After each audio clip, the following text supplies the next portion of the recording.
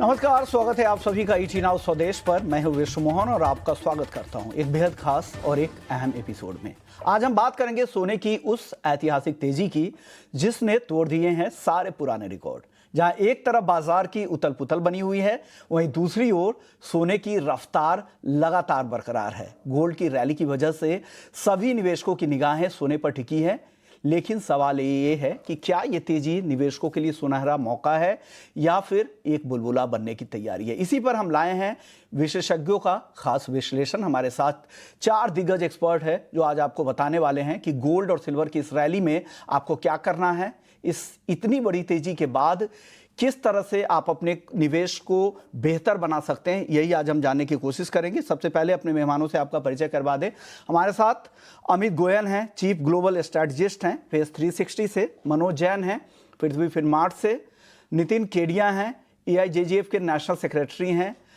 और साथ ही हमारे साथ पृथ्वी किशोर नारने भी हैं मोतीलाल ओसवाल से। आप सभी मेहमानों का बहुत बहुत शुक्रिया। आपके पास आएंगे, लेकिन उससे पहले हमने बात की थी गौतम शाह से, गोल्डीलॉक्स ग्लोबल रिसर्च के फाउंडर हैं। उन्होंने सोने और चांदी को लेकर क्या बयान दिया। हालांकि वो इक्विटी मार्केट को लेकर बयान देते हैं, लेकिन इस बार उन्होंने सोने चांदी पर भी बयान दिया है। उनका क्या कहना है, पहले वो सुन लेते हैं। आई थिंक पिछले 18 महीनों में मैं जब भी आपके चैनल पे आया हूं, मैंने कहा है कि एक मेगा ट्रेंड है। मेरा अभी भी मानना है कि ये मेगा ट्रेंड है। Gold is a direct play on geopolitics and silver is a direct play on industrial use. तो चार्ट्स अभी भी अच्छे हैं, कोई साइंस ऑफ टॉपिंग आउट है नहीं। गोल्ड 3650 3700 में थोड़ी बहुत रेजिस्टेंस है। हो सकता है कि एक पुल बैक आ जाए, बट ओवरऑल आई थिंक 4000 के लेवल पे गोल्ड जाएगा। बट द बिगर अपॉर्चुनिटी जो मैं पिछले 6 महीने से कह रहा हूं वो है सिल्वर। सिल्वर अभी भी $42 के आसपास है। मुझे लगता है कि यहां से भी 25 से 30% की तेजी आएगी and gold and silver will still beat equity market returns worldwide. So मेरा तो ये मानना है, और गोल्ड और सिल्वर में अगर आपकी खरीदारी हुई है लो लेवल्स पे, तो आप प्लीज उसमें बने रहें। सोना और चांदी दोनों पर गौतम शाह को लगता है कि अभी बने रहना चाहिए। अभी ट्रेंड पॉजिटिव है। $4000 वो ऑबिक्स पर सोने को जाते हुए देख रहे हैं, और चांदी में यहां से भी उनको लगता है कि 25 से 30% की तेजी और दिखती है। जिनके पास तेजी की पोजीशन है उसमें बने रहने की सलाह है। ये गौतम शाह की तरफ से कमेंट आए हैं सोने और चांदी पर। चलिए अब अपने मेहमानों से बारी बारी जानते हैं कि उनकी राय क्या बन रही है। अमित जी, आज आपसे बात हुई थी तो आपने कहा कि बहुत ही टर्निंग पॉइंट है गोल्ड के लिए। क्या वो टर्निंग पॉइंट है, क्या कुछ होने वाला है, हमारे दर्शकों से शेयर करेंगे। आपकी नई रिपोर्ट क्या है सर गोल्ड पर? जी, बहुत बहुत धन्यवाद Vishwa Mohan ji. Thank you sir, हमारा थैंक यू। ऐसा मानना है कि सोना और चांदी दोनों ही medium term historical turning points के बहुत करीब हैं। और हमारा ऐसा मानना है कि फेड की जो मीटिंग होने वाली है अगले हफ्ते बुधवार को, जो कि तारीख बनती है 17 सितंबर तक या उसके आगे पीछे, एक दो दिन आगे भी हो सकता है, एक दो दिन पीछे भी हो सकता है, बट रफली around next 1 week to 10 days में हमारा ऐसा मानना है कि सोना और चांदी दोनों ही पीक आउट कर सकते हैं। बिकॉज सोने और चांदी की जो रीसेंट जो ये रैली आई है, ये डॉलर इंडेक्स, ये एंटी डॉलर रैली इसको हम कह सकते हैं। और डॉलर इंडेक्स जो है, जो कि 1 अगस्त को 100 के लेवल पे था, वो अब नीचे ट्रेड कर रहा है, 9730 के करीब आ गया है डॉलर इंडेक्स। और हमारा ऐसा मानना है कि ये डॉलर इंडेक्स में नीचे का अब पोटेंशियल बहुत कम है। और इसका जो जुलाई में जो लो लगा था वो 9630 के करीब लगा था। हमें लगता है कि वो एक बहुत ही सॉलिड सपोर्ट है। हमारा ऐसा मानना है कि डॉलर इंडेक्स यहां से अप। ओके, आपके ऑडियो में कुछ दिक्कत हो रही है, वापस से आपको कनेक्ट करेंगे और आपके ऑडियो को लेंगे। लेकिन आपको लग रहा है कि जो सोने की तेजी है 8 से 10 दिनों में यहां पर थमने वाली है और यहां पे रिवर्सल के साइन आपको दिखने शुरू हो गए हैं। ये चलिए नितिन जी, आपसे मेरा एक सवाल ये होगा, क्या हम इसे कह सकते हैं कि ये तेजी परमानेंट है या फिर सिर्फ स्पेकुलेटिव बाइंग है, और ये जो बुलबुला बन रहा है ये फूटने वाली है या फिर नया बुलबुला तैयार हो रहा है गोल्ड में? नमस्कार विश्वमन जी। नमस्कार सर। थैंक यू, आपने AIJGF को आज मौका दिया। Vishwaman ji, nothing is permanent in this market, और बुलबुला जो होता है वो तब होता है जब कोई भी तेजी जो आती है वो फंडामेंटल्स उसको सपोर्ट ना करे। तो यहाँ पे जो तेजी आई है उसको, चाहे वो इंटरेस्ट रेट कट रहे हो, चाहे वो जियोपॉलिटिकल टेंशंस रही हो, चाहे वो टेरिफ वॉर रहे हो, वो सबने सपोर्ट किया है। लेकिन मैं अमित जी की एक बात से बिल्कुल इत्तेफाक रखता हूँ कि जब तक अब 3680 का लेवल क्रॉस नहीं होता है, तो मुझे लगता है कि for medium term 30 days to 60 days gold का एक टॉप बन चुका है।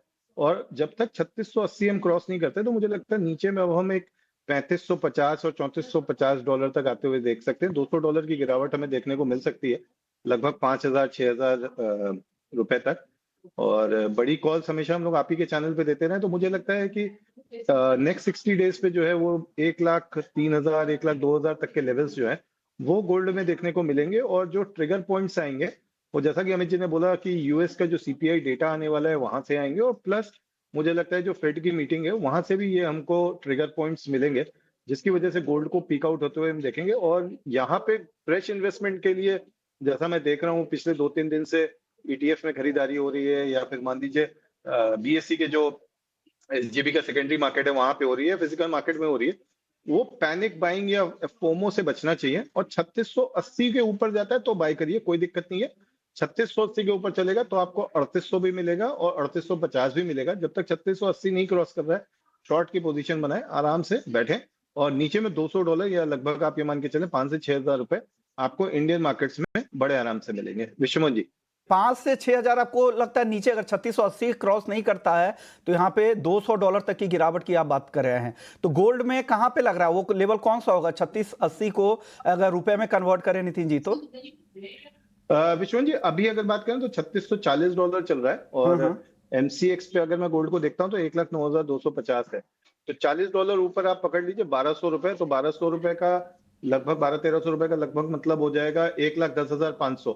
यानी अगर 1,10,500 600 अगर रुपये यहीं पे स्टेबल रहता है, क्रॉस करता है, तो वो आपको ट्रिगर मिल जाएगा। और रिस्क भी अगर हम देखें तो 1200-1500 का रिस्क है, उसके सामने 5,000 का रिवॉर्ड है। तो 1:4 का रिस्क रिवॉर्ड बन रहा है, तो यहाँ पे कोई दिक्कत नहीं है। और डबल से बाइंग लगा सकते हैं, 1,10,500 के ऊपर जाए और साथ में स्पॉट गोल्ड को देखें वो 3680 के ऊपर जाए, तो डबल से बाइंग करिए, फिर आपको 3-4 हजार रुपए दे के जाएगा गोल्ड। ओके, तो अभी लेकिन शॉर्ट करने की सलाह है? बिल्कुल बिल्कुल, अभी एकदम दबा के शॉर्ट करना चाहिए। ओके, मनोज जी आप बताइए, निवेशकों को इस समय सोने में एंट्री करना चाहिए तेजी की पोजीशन में, या जैसा हमारे बाकी दोनों एक्सपर्ट्स कह रहे हैं, आप किस साइड में है सर गोल्ड में? नमस्कार विश्वमोहन जी। नमस्कार सर। जहां तक लंबी अवधि के निवेशकों का सवाल है तो बिल्कुल यहाँ पे निवेशित रहना चाहिए। और देखिए, अब यहाँ पे जो अगर हम रैली की बात करें तो एक बड़ी रैली सोने में देखने को मिली है, और इस वर्ष ही हम यहाँ पे 30% से ज्यादा के रिटर्न जो है सोने में देख चुके हैं। तो एक बड़ी रैली के बाद छोटे मोटे 4-5% के करेक्शन होना, उसको हम मंदी नहीं कहेंगे, वो एक टेक्निकल करेक्शन जो है मार्केट में हम देखते हैं अक्सर की एक बड़ी तेजी के बाद करेक्शंस होते हैं। तो वो हम कह सकते हैं कि एक जो फंडामेंटल ड्रिवन जो रैली चल रही है, जो बुल मार्केट है, तो उसका पार्ट ही होगा। लेकिन मुझे अभी भी ऐसा लगता है कि जो बुल मार्केट है गोल्ड का, वो अभी यहाँ पे कंटिन्यू रहेगा। छोटे मोटे करेक्शंस यहाँ पे शॉर्ट टर्म में आते रहेंगे, उसमें कोई वो नहीं है। मेरा मानना है कि यहाँ पे जो ट्रिगर पॉइंट है वो इस सप्ताह जो यूएस के इन्फ्लेशन के नंबर्स और उसके बाद जो फेड का इंस्टेंस जो है मॉनेटरी पॉलिसी को लेकर के क्या रहता है, वो बड़े ट्रिगर रहेंगे। तो उसके चलते यहाँ पे एक जो टेक्निकल करेक्शन है या पुलबैक हम कहें, वो देखने मिल सकता है। $3550 तक एक बार कॉमेक्स में जो प्राइस है वो करेक्ट हो सकते हैं, जो भी 3700 के आसपास चल रहे हैं। लेकिन अगेन वो एक अपॉर्चुनिटी होगी जो लॉन्ग टर्म जो इन्वेस्टर्स है उनके लिए। तो लंबी अवधि के निवेशकों को यहाँ पे घबराने की कोई जरूरत नहीं है। डिप्स आते हैं तो एसआईपी के रूप में निवेश करते रहें। हमारा मानना है कि यहाँ पे $4,000 जो है वो पहला पड़ाव होगा सोने का, वहां पे फिर एक कंसोलिडेशन देखने को मिलेगा। लेकिन रैली आगे भी ये जारी रहेगी और 2027 तक हमारा मानना है कि सोने की कीमतें इंटरनेशनल मार्केट में $4,890 तक के स्तर को एक बार टेस्ट कर सकती है। उस लिहाज से भारतीय बाजारों में भी लगभग 1,40,000 से 1,45,000 के स्तर देखने मिल सकते हैं। ये वर्ष के आखिर तक मेरा मानना है कि 1,15,000 तक के स्तर सोना दिखा सकता है। विश्वमोहन जी।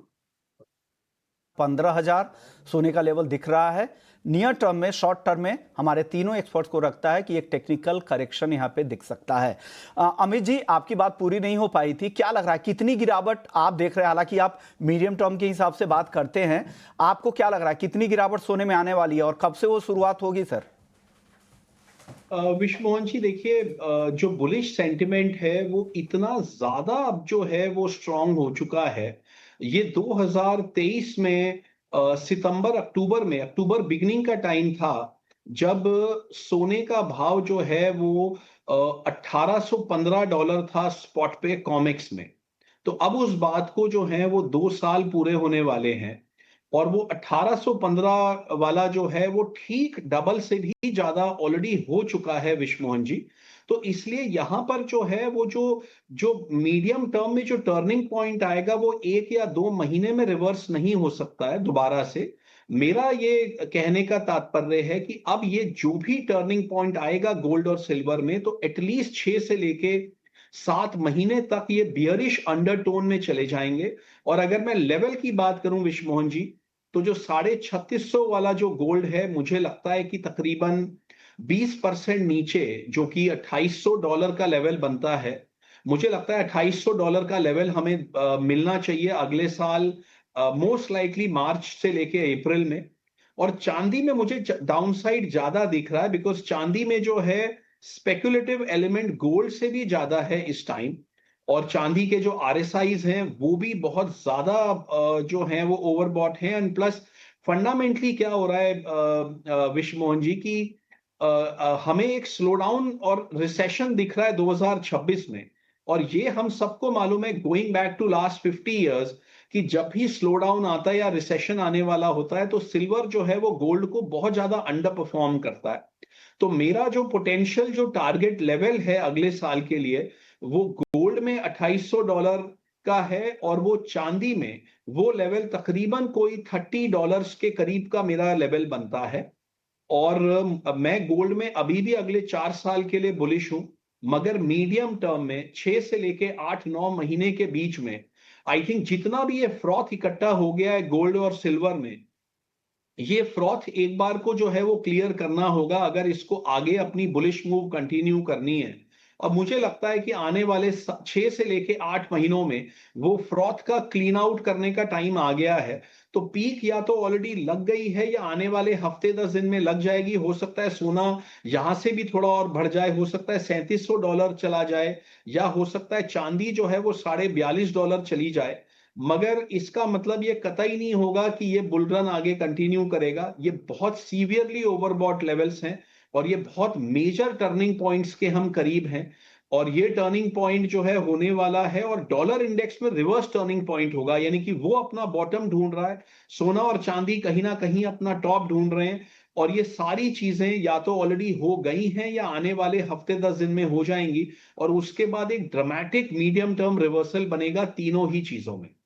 आपको लग रहा है कि यहाँ से बड़ी गिरावट आएगी, वो टर्निंग पॉइंट नज़दीक आ गया है? हो सकता है कि इस रैली में कुछ रैली और भी एक्सटेंड कर जाए, लेकिन बड़ी गिरावट आपको नज़दीक दिख रही है, और 2026 में आप कह रहे हैं कि बड़ी गिरावट वो आ सकती है, और वो जो महीना बता रहे हैं कि मार्च से अप्रैल तक वो गिरावट दिख सकती है। कॉमेक्स पर $2800 तक गोल्ड के आने की संभावना है। आपको लग रहा है 20% से ज़्यादा की गिरावट यहाँ पर आ सकती है, और चांदी की गिरावट और भी ज़्यादा गहरी हो सकती है, क्योंकि ग्लोबल मंदी की आशंका आप यहाँ पर जता रहे हैं 2026 में। चलिए इस वक्त हम ब्रेक लेते हैं। ब्रेक के बाद जब लौटेंगे तो आप लोगों से जानेंगे कि क्या वो कौन कौन से लेवल दिख सकते हैं लॉन्ग टर्म में। लॉन्ग टर्म के हिसाब से नितिन जी और मनोज जी से भी समझेंगे, और साथ ही चांदी को लेकर, क्योंकि चांदी पे सुपर बुलिश डेटा आ रहे हैं। जिस तरह के डेटा आ रहे हैं, क्या वो मार्केट के ट्रेंड के हिसाब से आ रहे हैं? क्योंकि कहा जा रहा है कि सीवियर डेफिसिट है, लगातार 5वें साल डेफिसिट है, उसके बाद भी चांदी में क्यों अमित जी को लगता है कितनी गिरावट आएगी, ये भी समझेंगे। ब्रेक के बाद जल्द लौटते हैं। सोना सब पर भारी, क्योंकि अभी का ट्रेंड वही बता रहा है कि सोना बाकी सारे एसेट क्लास को आउट परफॉर्म कर रहा है। क्योंकि क्रिप्टो को हम छोड़ दें तो, क्योंकि हम उसे कंप्लीट एसेट क्लास के तौर पर अभी नहीं काउंट कर रहे हैं, बाकी सारे एसेट क्लास को ये दोनों आउट परफॉर्म करते नजर आ रहे हैं। लेकिन क्या ये आउट परफॉर्मेंस आगे भी जारी रहेगा, ये सवाल तमाम ट्रेडर, निवेशक, जो भी खरीदार हैं उनके मन में है। अब नितिन जी, ब्रेक से पहले अमित जी से जो बातचीत हो रही थी तो उन्होंने कहा कि एक बड़ी गिरावट उनको लगती है। वो गिरावट कब शुरू हो जाएगी? हालांकि 10 दिनों में उनको लगता है कि चीजें पीक आउट होंगी, यहां से बड़ी गिरावट लगती है और 6 से 8 महीने में $2800 तक का भी लेवल दिख सकता है। आपको भी लग रहा है क्या एक बड़ी गिरावट ड्यू है? क्योंकि हमने कई बार हिस्टोरिकली भी 1980 में भी हमने देखा था एक बड़ी गिरावट आई थी गोल्ड में, 1996 में, 2012 में भी। क्या उस तरह की गिरावट इस बार भी आपको भी उस तरह की आशंका दिख रही है क्या? Vishwanath ji, this time we are different from 1980 और 2011 या 96 की हम बात करें, बिकॉज तब जो है सेंट्रल बैंक्स या जो इस तरह के सॉवरेन एसोसिएशंस है वो गोल्ड को बाय नहीं कर रहे थे कैटेगोरिकली। इस बार जो हम बाइंग देख रहे हैं वो गोल्ड में सेंट्रल बैंक की वजह से आ रही। गोल्ड की अपनी कोई तेजी नहीं है, ऐसा कुछ नहीं हुआ है कि गोल्ड जो है मतलब डिमांड बहुत ज्यादा बढ़ गई है या गोल्ड ने स्ट्रक्चरल डेफिसिट दिया, ऐसा कुछ भी नहीं हुआ है। सिर्फ इतना हुआ है कि गोल्ड जो है वो पर्टिकुलरली दूसरी एसेट क्लासेस वीक लग रही हैं, तो इसके लिए जो एसेट रोटेशन हो रहा है उस एसेट रोटेशन के अंतर्गत हम गोल्ड के अंदर बाइंग देख रहे हैं from different points from different central bank. अब होगा क्या कि जब तक गोल्ड का कोई ऑल्टरनेट बेटर एसेट क्लास नहीं आता है तब तक हम देखेंगे कि वो गोल्ड में ही बाइंग चलती रहेगी, और चाहे वो डॉलर इंडेक्स हो या कुछ भी हो। अगर आज मान लीजिए डॉलर इंडेक्स में कहता हूँ यहाँ से 5% बढ़ जाए तो भी क्या गोल्ड में उतनी बड़ी मंदी आएगी? मुझे मुश्किल लगता है, क्योंकि डॉलर का और अगर हम गोल्ड का कोएफिशिएंट कोरिलेशन देखते हैं तो वो पहले से काफी कम हो गया है। तो देखिए, we are not a economic analyst, तो हम इतनी बड़ी मंदी की बात नहीं कर सकते, पर हम रोज कमाने रोज खाने वाले हैं। तो उस हिसाब से अगर मैं गोल्ड को देखता हूँ तो हाँ, मुझे जैसे मैंने बोला $200 की मंदी यहाँ से दिखती है, $300 की। बट उतनी बड़ी मंदी अभी की डेट में कहना थोड़ा सा मुश्किल है, क्योंकि 11 तारीख और उसके बाद जो फेड की मीटिंग है उसमें जो चीजें निकल के आएंगी फिर वहां पे हमें एनालाइज करना पड़ेगा कि अब आगे क्या लेवल्स आ सकते हैं।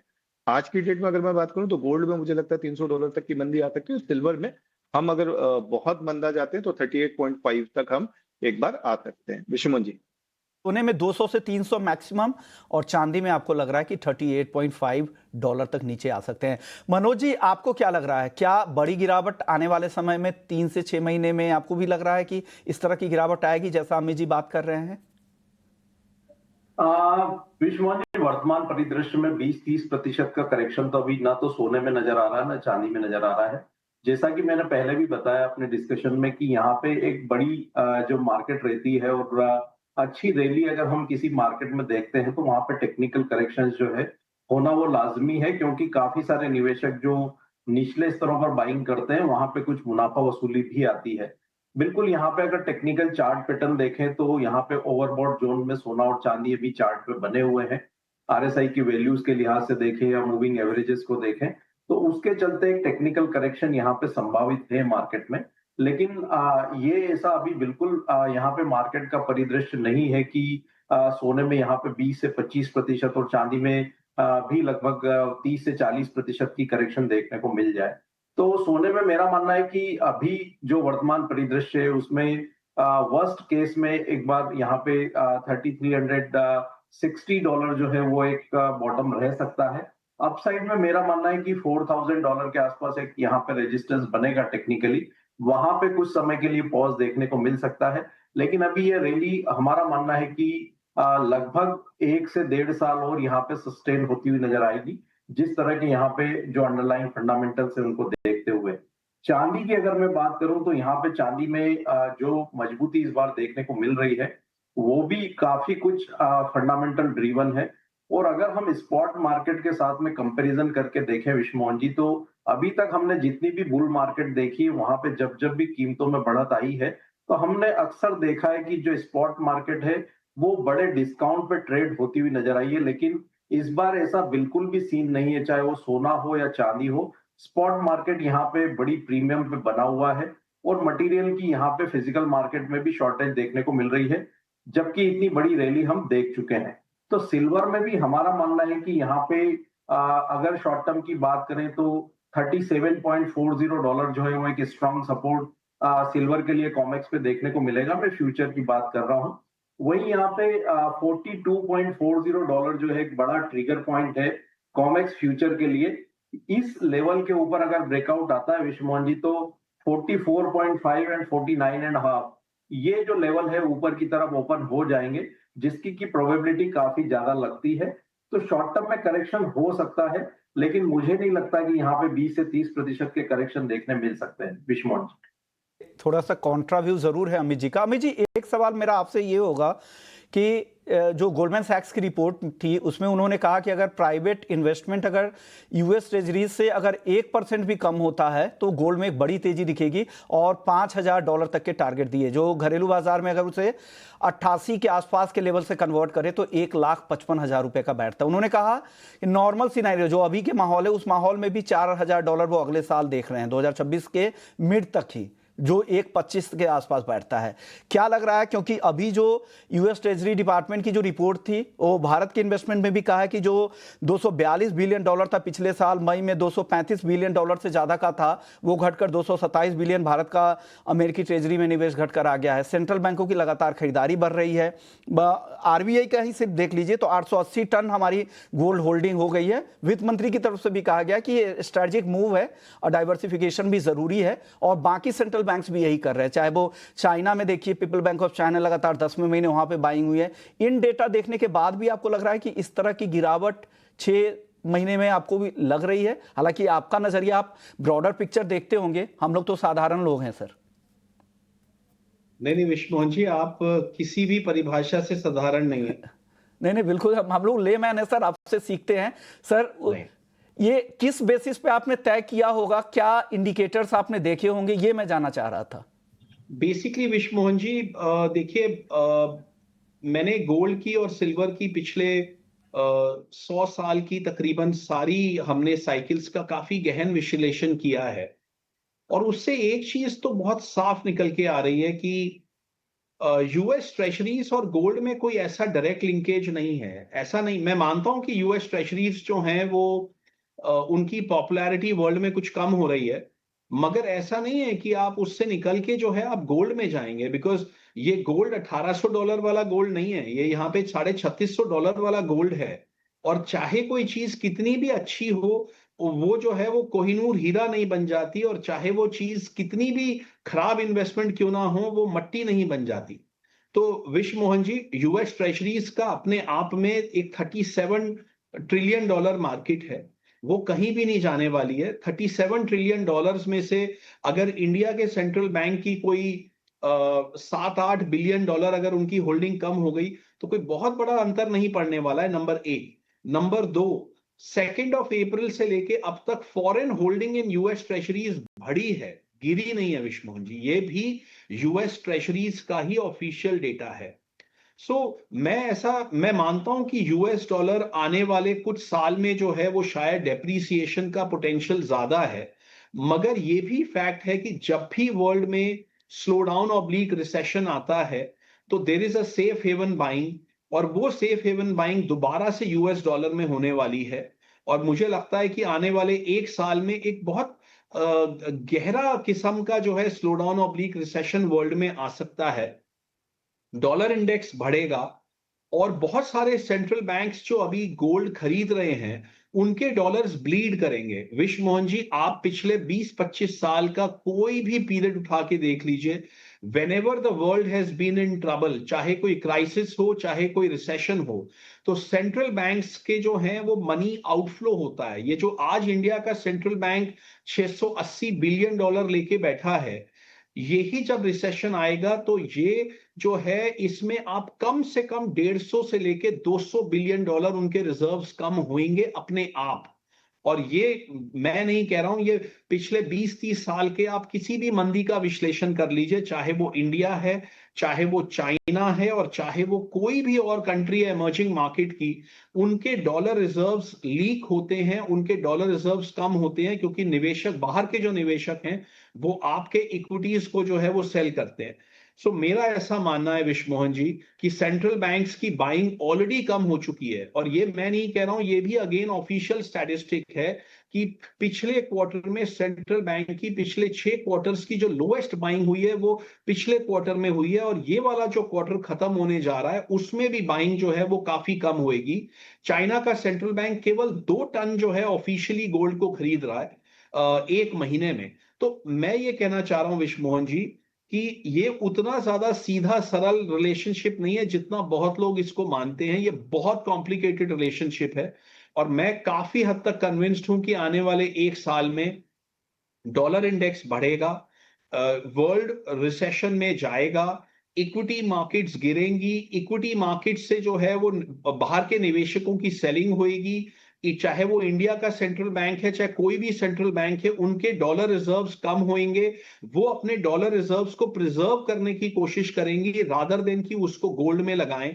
तो ये सब चीजें आने वाले एक साल में होनी है और ये पहले भी कई मर्तबा हो चुकी हैं। सिर्फ चूंकि पिछला रिसेशन बहुत टाइम पहले आया था तो शायद लोगों की याददाश्त से कुछ निकल गया है विश्वमोहन जी, मगर वो समय दोबारा आएगा। एंड गोल्ड और सिल्वर अपने आप में एक बबल बन गए हैं। आज कोई भी निवेशक जो है पूरे वर्ल्ड में, चाहे वो इंडिया में है और चाहे वो किसी भी वर्ल्ड के किसी भी कोने में है, आज सारे लोग गोल्ड सिल्वर की बात कर रहे हैं। जब हमने 2019 में गोल्ड पे बाई सिग्नल दिया था $1280 पे, अब उस बात को 6 साल हो गए हैं, तो लोग जो है प्रैक्टिकली हंसते थे कि जिस एसेट क्लास ने पिछले 8 साल में इतने नेगेटिव रिटर्न्स दिए हैं, आप कैसे उसके ऊपर एक मल्टी ईयर आप बुल रन बोल सकते हैं कि आएगा, मगर वो आया। ओके, बिल्कुल सही बात है। आप मैक्रो पिक्चर देख रहे हैं, आपके पास डेटा, अपडेटेड डेटा आप देख रहे हैं और लॉन्ग टर्म हिस्टोरिकल डेटा देख रहे हैं, लेकिन एक छोटा जवाब नितिन जी, 20-30 सेकंड में, वक्त बहुत कम है। चांदी को लेकर क्या लग रहा है, क्योंकि 2025 में कहा जा रहा है लगातार 5वें साल डेफिसिट है। ईटीपी में हमने देखा कि जबरदस्त इनफ्लो देखने को मिल रहा है। सऊदी के सेंट्रल बैंक ने खरीदारी की, रसिया ने स्टेट रिजर्व घोषणा कर दी चांदी खरीदने के लिए, उसके बाद भी चांदी में तेजी क्यों ना रहे? आपको लग रहा है तेजी में रहना चाहिए या यहां पर भी गिरावट दिख रही है क्या आपको? विश्वनाथ जी देखिए, ओवरऑल ट्रेंड जो है सिल्वर में वो आपका ही है और हम ऊपर में 1,35,000 से 1,45,000 के टारगेट जो है वो लेके चल रहे हैं। पर is this the right time to enter long position in silver? No, it is not the right time.